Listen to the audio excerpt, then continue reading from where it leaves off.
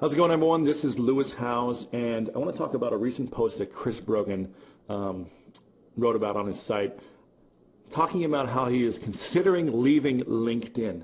Now, I feel like this is a huge mistake, Chris, if you end up doing this, and I want to tell you a few reasons why I believe you should stay on, because I think it's going to really help you achieve some of your business goals this year and in the years to come.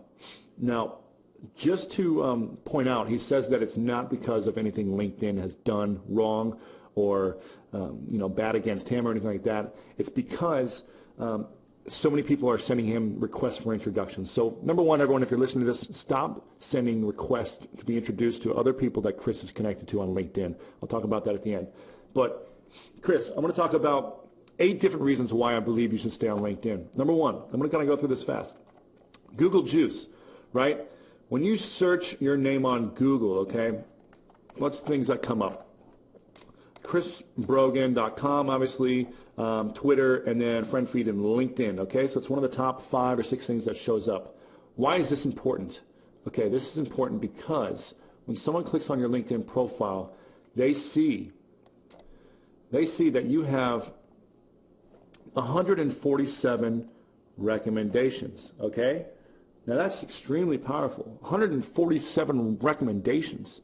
Now these are testimonials basically that you don't need to publish on your website, but that people have just done out of the kindness of their heart because they believe in what you've done for them, right?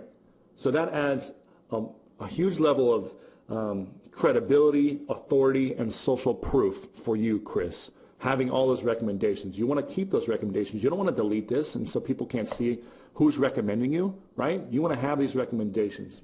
It's extremely powerful for you and it helps you grow your business. Number 3, build and manage a powerful database. You mentioned database and how email marketing is one of the most powerful resources for you. One of the most powerful things you do in your marketing right now is email marketing. I heard you talk about that at a speech in Ohio a couple months back. Now, let me just talk about why this is so powerful right now. Building and managing your contacts on LinkedIn. LinkedIn has a huge database of over 55 million business professionals, okay? Recently, they've updated this platform right here where you can manage your contacts so much more effectively and efficiently, right? Now you can tag everyone. I can click on a name here, put this person in a category. I can add a tag. They're already in sports, right? I can add more tags if I want to. Friends, I could put them in a city tag, whatever it may be. Now, this is going to be huge for you down the line to have this really categorized, all your connections. So every time you're adding a new connection, you're going to make sure you want to tag these individuals. It's going to allow you to send mass messages to people in serious tags, cities, things like that. Okay, so it's really, really important. The second part of this, I guess point number 4 is that you're able to export your contacts. Now, if you're using email marketing a lot in the future, which I know you're using it right now with your newsletter, and it's helping thousands and thousands of people who read it every week, right? This is a way for you to build your database for the hopes that people would join your newsletter, okay? You can export all of your contacts into a CSV file. You can add that to your email marketing campaign, or at least what you could do is you could send everyone a message that you're connected to once a month or once every 4 months, right? And say, hey guys, we're connected on LinkedIn. I just wanted to give you a quick update about myself. Check out my blog. Here's a recent article I think you could find interesting. And also, if you want to be a member of my newsletter, feel free to subscribe here, right? Simple, easy way to build your database in your newsletter, okay? That's number 4. Number 5, I'm going to try to go through these a little quicker. Number 5, driving traffic to your website. One of the things I want you to consider, Chris, is somehow including more status updates right here, because it says 1 month ago was the last time you updated your status on LinkedIn. Now, I don't know if you're aware of this, but LinkedIn and Twitter have hooked up, so you can actually tweet from Twitter, and it'll post automatically to your LinkedIn status update. Now, if you're connected to, I think the last time we talked, Chris, you said you had about 6,000 or 8,000 connections. It's probably about 10,000 by now. That means that every time you posted a message on your status update on LinkedIn, it would go out to around 10,000 people's home pages, and it would stay up there for a little longer than it would on Twitter, okay? So take that into consideration, that you want to be able to drive traffic to your site using your status update. Also, you've got a great call to action right here on all 3 of your websites on LinkedIn. You've customized the links, so every time someone clicks on here, they know they're going to get some type of information on social media strategy. So you're probably getting a lot of traffic just from people going to your profile here and clicking on this, right? You're getting free traffic, organic traffic, and you don't even have to be on LinkedIn yet. Another thing you've done is you've included the WordPress application, advanced application on LinkedIn. So every time someone clicks on this link, it goes right to your site, giving you another hit of traffic to your site, right? Bada bing, bada boom. The next thing.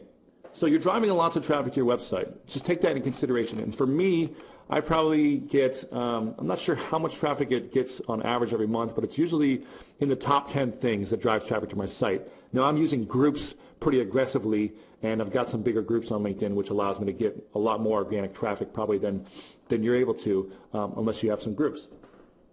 Number 7, actually number 6, something I want you to do, what you haven't done yet, is include your Twitter handle right here, @ChrisBrogan. Now again, Twitter and LinkedIn have connected, and now you can, if you click on your profile, you'll see, I'm going to go to mine really quick and I'll show you that I've got my Twitter handles down here. So people that go to my profile, they can click on my Twitter handles and follow me there. So if you really want people to follow you more on Twitter, then you can do that, okay? So make sure you go in there, just click on edit your profile and add @ChrisBrogan right there. That is number 6. Number 7, selling more books. Now, you're obviously an intelligent person and you've added the Amazon reading list application to your LinkedIn profile. What this does is if you also added your own book to the profile, that's great. That's what I did on mine as well. And all authors should add their own book. One is because they can read comments, learn about the recommendations of the book by clicking on it. They can see there's 62 reviews, right? They can buy it on Kindle, or they could go straight to Amazon and buy the book. This is going to allow you to sell more of your books, which is great, which everyone should pick up, by the way. Okay, so you're selling more books, and you're not even doing anything. You just have the app on there, right? So number 8, there's a higher net worth of individuals on LinkedIn. Now, my recent stats show me that the average household income on LinkedIn is nearly almost $108,000, whereas the average household income on, let's say, Facebook is roughly $81,000, okay? And LinkedIn has the highest average household income over all the other traditional business sites. So WallStreetJournal.com, Forbes.com, Businessweek, NewYorkTimes.com, they're all around 100,000 and less, whereas LinkedIn is around 108,000 basically. And here's another cool stat. The percentage of business decision makers on LinkedIn is about 45%, whereas on Facebook it's 26%. So the decision makers, the number of decision makers on LinkedIn is much greater than the other sites. So those are my 8 ways. There's more reasons why I believe you should stay on LinkedIn, but those are kind of my eight main reasons why. And you ask, what should you do? What should you do? Should you stay on LinkedIn? Should you delete your account? Because you're getting so many people that are connecting with you all over the place, right? You can't even manage it. All these different places people are connecting with you. I just believe that LinkedIn is going to be so huge in the next couple of years. And it's going to allow you to manage your database, build your credibility, find new business, and just showcase all the things that you're currently doing. There's lots of things that I know you're doing out there through events, through consulting, speaking gigs. You're going to be able to get more of those opportunities through LinkedIn if you just manage it a little better and use it a little more effectively. So hopefully this video, Chris, gave you some insights on why I think you should be sticking with LinkedIn and giving it another go around. Maybe give it a few weeks where you're actually just testing and tweaking how you can manage your time on there a little effectively. And if you wanted to even put a message on, or put a quick sentence, I guess, on your summary right down here. It says, the first thing that says, please note, with stars, a bunch of stars right here, right? Please note, due to the amount of connections that I have and the amount of people adding me to LinkedIn every day, I'm unable to forward introductions to my contacts. I hope you understand this reason why, but if you want to learn more about me, read below. I think that could be a great segue from trying to trim back some of those people trying to get introduced through you. So, Chris, hopefully this has been helpful for you, as you have been a huge mentor to me over the last couple of years, and I know you help so many of us out there in the social media industry. So hopefully this was helpful. Please, please, please give LinkedIn another shot, and I think you'll see why it's going to be so valuable to your business.